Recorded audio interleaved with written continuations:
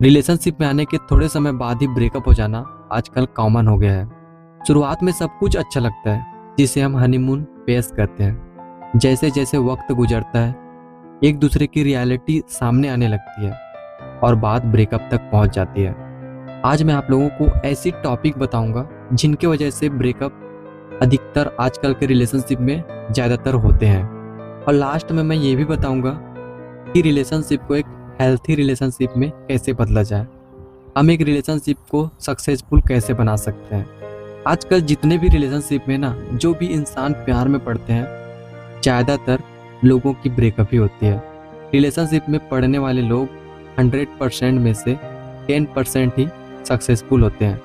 ऐसा क्यों, क्या कारण है? तो वही कारण मैं आप लोगों को बताने वाला हूँ कि क्यों आजकल के रिलेशनशिप में ब्रेकअप होना कॉमन क्यों हो गया है। तो फर्स्ट पॉइंट है अट्रैक्शन और प्यार में फ़र्क न समझना। जब हम शुरुआत में रिलेशनशिप में आते हैं ना, तो हमें सिर्फ एक दूसरे से अट्रैक्शन होता है, लेकिन कुछ समय बाद जब रिलेशनशिप लंबा चलने लगता है तो हमें एक दूसरे की रियलिटी दिखने लगती है और बात वही बिगड़ने लगती है। अट्रैक्शन क्या हो सकता है? किसी का अच्छा बिहेवियर है ना, कोई अच्छे कपड़े पहनता है, कोई इंसान बहुत अच्छा दिखता है, किसी इंसान के पास पैसा है तो किसी इंसान के पास रूप है। अट्रैक्शन यही सब चीज़ करता है ना। लेकिन धीरे धीरे इंसान की रियलिटी सामने आने लगती है। जब अट्रैक्शन का भूत हमारे अंदर से उतरने लगता है तो एक दूसरे की रियलिटी दिखती है। और धीरे धीरे जब अट्रैक्शन का नशा उतरता है ना, तब समझ में आता है कि हम दोनों के बीच में कोई गहरा कनेक्शन था ही नहीं। तो फर्स्ट पॉइंट है अट्रैक्शन और लव के फ़र्क को समझना। तुम जिससे भी प्यार करते हो, तुम जिसके साथ भी रिलेशनशिप में जाते हो, जाने से पहले अपने आप को समय देना और ये समझना कि मुझे सामने वाले इंसान से अट्रैक्शन है या लव है। मैं सामने वाले इंसान को प्यार करता हूँ या फिर बस बाहरी दिखावे से मैं उसके साथ जाना चाहता हूँ, अट्रैक्ट हो गया हूँ। तो सबसे पहले बात इस पॉइंट को समझना, अट्रैक्शन और लव में फ़र्क समझना, उसके बाद ही रिलेशनशिप में जाना। सेकेंड पॉइंट है एक्सपेक्टेशन का बढ़ जाना, उम्मीद बढ़ जाना। और जब भी उम्मीद बढ़ता है और जब उम्मीद टूटता है तो हमेशा तकलीफ ही होता है। उम्मीद क्या क्या हो सकता है? हम जब रिलेशनशिप में आते हैं तो हमें लगता है कि हम बहुत खुश होंगे, हम एक दूसरे की बहुत केयर करेंगे, है ना। हम एक दूसरे से हमेशा कॉल में बात करेंगे, एसएमएस में बात करेंगे, हम एक दूसरे के दुख को अपना दुख समझेंगे, सुख को सुख समझेंगे। लेकिन रिलेशनशिप में आने के बाद ऐसा नहीं होता। जो हम उम्मीद सोच के आए रहते हैं ना रिलेशनशिप में, वो हमें नहीं दिखता। हम ये उम्मीद कर बैठते हैं कि सामने वाला हमारी हर बात माने, मेरी हर बात सुने, मेरा हर वक्त साथ दे। और जब ये फिल्मी एक्सपेक्टेशन पूरी नहीं होती ना, तो हमारे माइंड में चिड़चिड़ापन होने लगता है, हमारे अंदर गुस्सा भरने लगता है, हमें सामने वाले पर्सन पर गुस्सा आता है। क्यों? कि वो हमारे उम्मीद पर खरा नहीं उतर रहा है। ये भी एक ब्रेकअप का कारण है, ज़्यादा उम्मीद पाल लेना, एक्सपेक्टेशन का हाई हो जाना। जब चिड़चिड़ाहट और गुस्सा बढ़ने लगती है तो बात ब्रेकअप तक पहुंच जाती है। थर्ड पॉइंट है एक दूसरे को बदलने की कोशिश। लोग जैसा पार्टनर चाहते हैं, सामने वाले को वैसा ही बनाना चाहते हैं। जब आप रिलेशनशिप में किसी के रियल बिहेवियर या उनकी लाइफ स्टाइल को बदलने की कोशिश करते हो तो सामने वाले का रिलेशनशिप में दम घुटने लगता है। अगर आप किसी को बदलने की कोशिश करोगे तो सामने वाला आपके साथ नहीं रह पाएगा। ये खुद अपने आप में देखो, आप जैसे हो, आप चाहते हो ना कि सामने वाले आपको वैसा ही एक्सेप्ट करें। आप क्या चाहते हैं? आप वही चाहते हो ना। लेकिन हम इस बात को नहीं समझते और सामने वाले ऊपर हम दबाव डालते हैं कि आप ऐसा बनो। हम उनके रियल बिहेवियर को चेंज करना चाहते हैं। और भाई जाहिर सी बात है कि आप किसी को चेंज करना चाहोगे तो सामने वाले को तो ये बहुत बुरा ही लगेगा और सामने वाले का दम घुट जाएगा रिलेशनशिप में, और आज नहीं तो कल वो आपको छोड़ के चली जाएगी। ये भी एक ब्रेकअप की वजह है, सामने वाले को बदलने की कोशिश करना। तो तुम हमेशा ये उम्मीद करना कि सामने वाला जैसे भी हो, उनका बिहेवियर जैसे भी हो, अगर आप रिलेशनशिप में आ गए हो तो सामने वाले इंसान को उसी हालात में एक्सेप्ट करना, न कि उन्हें चेंज करने की कोशिश करना। चौथा पॉइंट है कम्युनिकेशन गैप और ईगो इश्यू। जब हम शुरू में रिलेशनशिप में आते हैं तो हम एक दूसरे को गुस्सा नहीं दिखाते, हम उन्हें इम्प्रेस करने के चक्कर में हमारे गुस्सा को हमारे अंदर ही दबा के रखते हैं। लेकिन कुछ समय बाद जब छोटी छोटी बातों पर बहस होता है तो हम छोटी छोटी बातों के बीच में हम अपने ईगो को ला देते हैं, या फिर हम साइलेंट अपना लेते हैं, हम चुप हो जाते हैं, हम बात करना ही बंद कर देते हैं। और रिश्ते में ब्रेकअप होने की सबसे बड़ी वजह है कि चुप हो जाना, रिश्ता को तोड़ देना। किसी भी रिलेशनशिप में ईगो को बीच में लाना, चुप हो जाना, साइलेंट को अपना लेना, ये ब्रेकअप की सबसे बड़ी वजह होती है।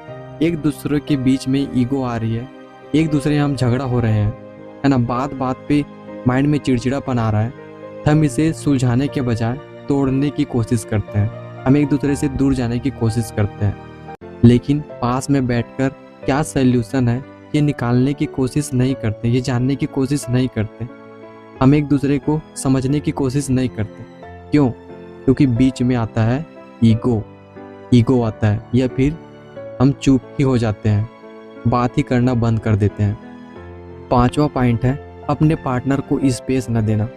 रिलेशनशिप में अक्सर देखना कि दो लोगों में एक को एक दूसरे पर शक जरूर होगा, और जहाँ शक पैदा होता है वहाँ भरोसा ही नहीं रहता।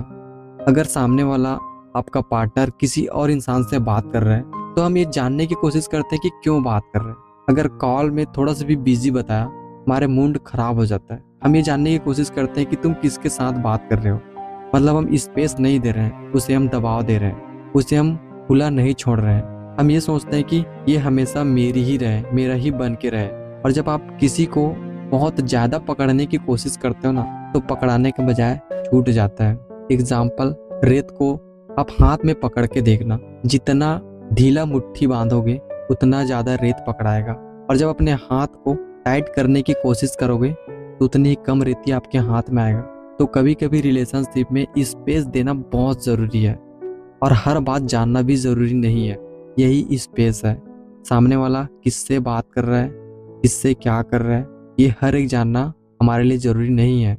लेकिन अगर आप रिलेशनशिप में हो, तो अगर आप हेल्दी रिलेशनशिप चाहते हो, तो आप हर एक चीज अपने पार्टनर को बता सकते हो बिना कुछ पूछे, ताकि सामने वाला पार्टनर के माइंड में ऐसा कोई भी शक ना आए। क्योंकि जहाँ शक आता है वहाँ भरोसा नहीं रहता, और जहाँ भरोसा नहीं रहता वहाँ रिलेशन लंबे समय तक नहीं चल सकता। इस बात को तुम याद रखना। 6 पॉइंट है एफर्ट कम कर देना।